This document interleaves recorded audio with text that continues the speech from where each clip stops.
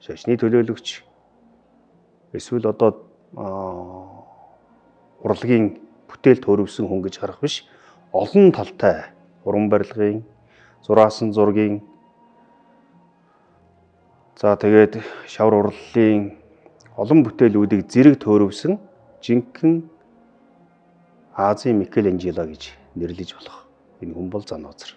Зануузарын бүтээлүүдийн тухай ярихаас илүү энэ бүтээлүүдийг төөрөвж ийсэн газрууд, түүний байгуулсан одоо сүм хийдүүдийн тухай бид нар дурсах хэрэгтэй.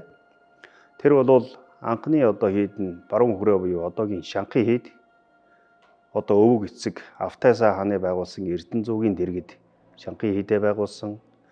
За бясалгалын буюу оюун ухааны бүтээлийн хийд, Төвхөн хийд, за Хөгөн тарны орой дээр Өвгөн хийдийг одоо байгуулсан. Сардгийн хийд бол уран бүтээлийн хийд.